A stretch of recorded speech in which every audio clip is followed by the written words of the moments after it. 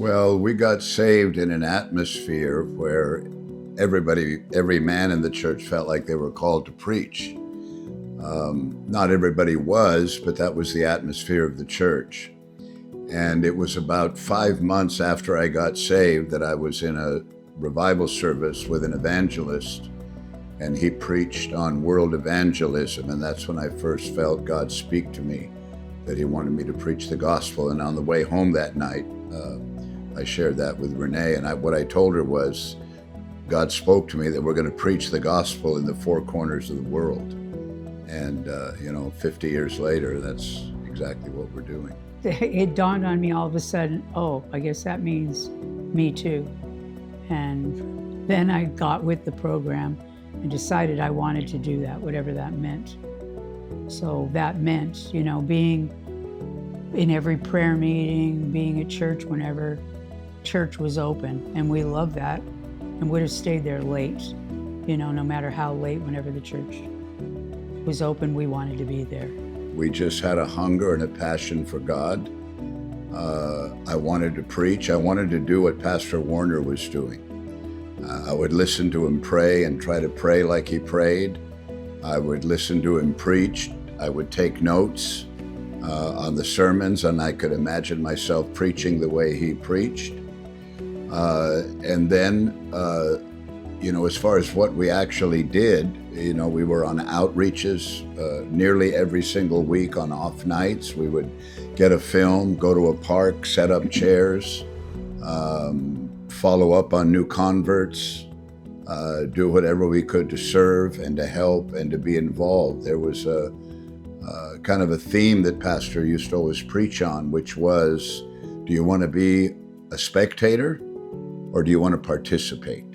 And we wanted to participate, so we really gave ourselves to church life and to be available for whatever we could do to help. We got sent out in July of 1979, and we took over a church in Clifton. I preached a sermon called Facts for Those on the Firing Line, which was a sermon that Pastor Warner had preached.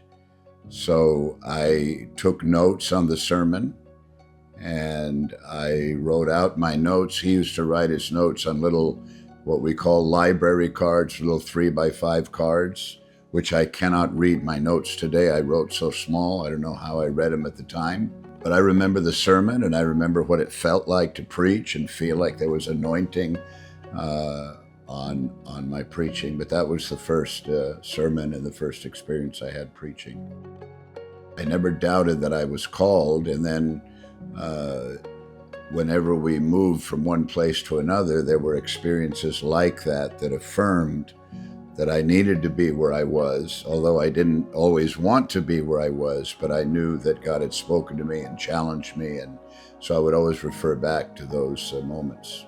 God's always been very good to me.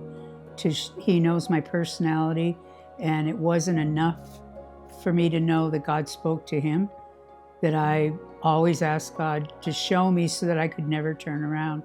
And I had heard people say periodically, well, I didn't want to do this. Well, God spoke to me that I knew I was where I should be, because it would come around when I would go through hard times, that God would speak to me, well, you said yes. And that always helped me. One of the greatest challenges for me was being able to handle long periods of time where we weren't fruitful. That was especially true in my first church that I pastored and pioneered. We struggled there to try to get the church to grow, get people saved. We went for long periods of time where there were no visitors, nobody getting saved. And to be able to handle that was a challenge. And then when we were pioneering in London, there were months that would go by where we're not seeing anything happen. And I think that's not just a challenge for me, but it's a challenge for every pioneer pastor. There's going to be prolonged seasons sometimes of barrenness, where you're not seeing what you want to see. I've had other experiences where incredibly fruitful and God was moving powerfully. And so those are very encouraging and joyful moments. But I'd say one of the biggest challenges was being able to hang in there and keep doing what you're doing. I think the same thing, but being confident in where we were. And God would show me, you did the same thing before, and it was fruitful. And then the next time, not as much in some ways. But then when we pioneered on the East Coast, that went very well. We did the same thing that we did in California, and God was causing there to be fruit for whatever reason, that wherever God put you for a reason. And then we learned to stay still unless God spoke to us otherwise. What he's looking for is a specific mention of England, and how when we traveled there to preach, you felt called to go there, and you bugged me for years before we finally went. We traveled to England, and from that moment I felt like we were called, and I kept bugging Paul to go, and he refused. He disobeyed God. He was stubborn. Renee has a resilience, and it's how I got saved. When she gave her life to Christ, it was all in from the moment she gave her life to Christ and telling me about Jesus until I finally got saved. When it was England, it was her feeling a call to go to England before I felt anything. We were on Cape Cod having revival. What do I want to go to England for?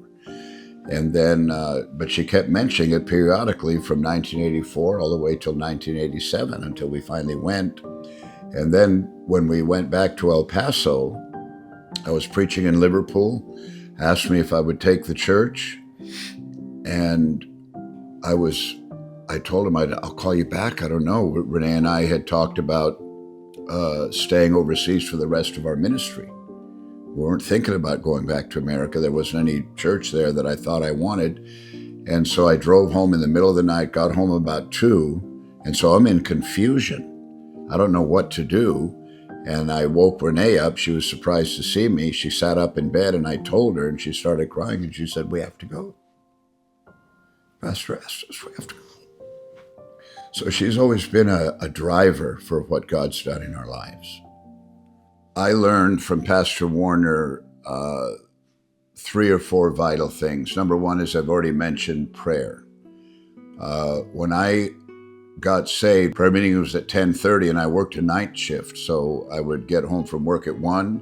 I would get up and go to prayer meeting as a brand new convert. And all I would do in the first weeks that I went to prayer meeting was watch him, listen to him, pray, speak in tongues.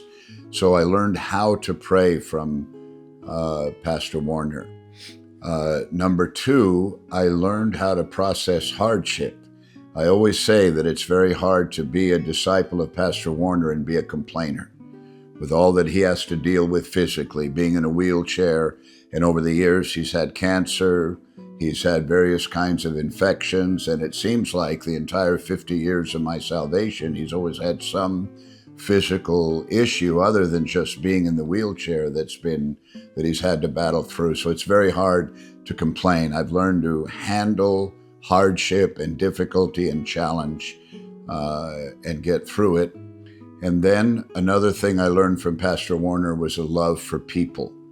When I was door director, I started sitting on the platform with him. And I don't think I noticed it before, but he had one of those little library cards, and he would have names written on it, and he would watch the crowd as right before church was starting, and as the service started during song service, he would look at the card, and when someone showed up that he was looking for, he would check the name off, and he was always looking. If someone came to church twice, he knew their name. He was on follow-up. That was one of my main jobs as a door director, was to follow up on people. So prayer, handling hardship and difficulty, and keeping the victory, and continuing to do what you're called to do, and loving and serving people would be 3 key things that I learned from Pastor Warner. Pastor Warner remembered my name the first service. Yeah. Makes me choke up. That's why I came back. You know, when I came in at night, he shook my hand and said, "Hi, Renee." Now, the church wasn't that big at the time, but he took a personal notice. He spoke to each one of us, shook our hand, and he was glad to see us. And we were at a time we were at the bottom of the bottom, and he was very much like that. And Mona's always, she's the person behind the scenes, taking care of Pastor Warner all these years. Pastor Mitchell is obviously the inspiration for all of us when it comes to pioneering. He was saved, called to preach. The only avenue he had was to go to Bible college, which he says he learned a lot about what not to do there. And he said there wasn't very much that he learned in Bible college that helped him as a pastor. He got frustrated working within the structure that he got saved in, and he began to realize that it's not working for him. So he quit the ministry a couple of times. In 1969, he served notice that he wanted to get out of the ministry, but Foursquare offered him a church in Prescott and asked him if he wouldn't consider taking that instead of resigning from the ministry. So he said, okay. And that was right in the midst of the Jesus People movement, when a lot of young people, a lot of hippies, a lot of homeless and lost and wandering people were getting saved, and a lot of the church rejected them. Pastor Mitchell embraced them. Although he couldn't relate to them, he didn't come from their world. He was raised in Arkansas. He always referred to himself as a hick from Arkansas. But he began to work with those people and started seeing lots of them get saved, give their lives to Christ. So in a sense, he was a pioneer then. When a lot of churches were rejecting these young people, he was accepting them. He wasn't following the norms that a lot of the Christian world was following. My inspiration for the conference was when I read the scripture about Jesus needing laborers for the harvest field. I immediately thought of a help wanted sign. Put an ad in the paper. We need harvesters. We need reapers. We need employees. We need people to work and labor.